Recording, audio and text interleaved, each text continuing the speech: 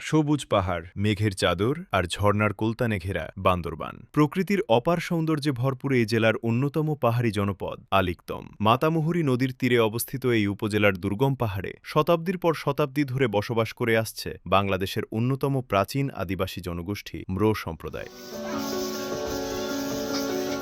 ম্রো শব্দের অর্থ মানুষ। নিজেদের ভাষা, সংস্কৃতি ও ঐতিহ্য নিয়ে গড়ে উঠেছে তাদের স্বতন্ত্র জীবনধারা। বান্দরবানের আলিকদম, থানচি, রুমা, রোয়াংছড়ি ও চিম্বুক পাহাড়কে কেন্দ্র করে বিস্তৃত তাদের বসতি। প্রকৃতির সঙ্গে লড়াই করেই চলে তাদের প্রতিদিনের জীবন। দুর্গম পাহাড়ি পথে চলাচল, সীমিত শিক্ষা ও স্বাস্থ্যসেবা আর অর্থনৈতিক সংকট, এসব চ্যালেঞ্জকে সঙ্গী করেই এগিয়ে চলেছেন ম্রো জনগোষ্ঠীর মানুষ।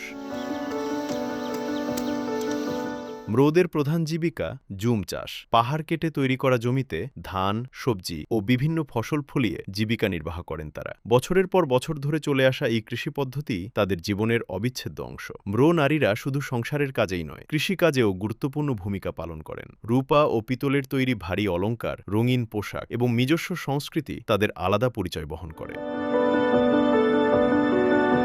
একসময় প্রকৃতি পূজারী হিসেবে পরিচিত হলেও বর্তমানে ম্রো সম্প্রদায়ের অনেকে নিজেদের ক্রামা ধর্ম অনুসরণ করেন। পাশাপাশি বৌদ্ধ ও খ্রিস্ট ধর্মের অনুসারীও রয়েছেন। তাদের রয়েছে নিজস্ব ভাষা ও বর্ণমালা, যা তাদের সংস্কৃতির অন্যতম গুরুত্বপূর্ণ অংশ।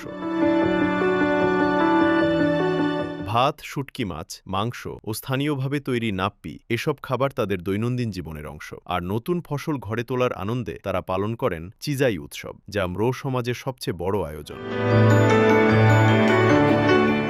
প্রকৃতির অসাধারণ সৌন্দর্যের আড়ালে লুকিয়ে আছে ম্রো জনগোষ্ঠীর সংগ্রামের গল্প। আধুনিকতার ছোঁয়া এলেও পাহাড়ের বুকে নিজেদের ঐতিহ্য, সংস্কৃতি ও অস্তিত্ব টিকিয়ে রাখতে প্রতিনিয়ত লড়াই করে যাচ্ছেন আলিকদমের ম্রো আদিবাসীরা। তাদের এই সংগ্রাম, সংস্কৃতি আর জীবনযাত্রার গল্প শুধু বান্দরবানের নয়, বরং বাংলাদেশের বহুমাত্রিক সংস্কৃতির এক গুরুত্বপূর্ণ অধ্যায়। Desk report, press desk, BD.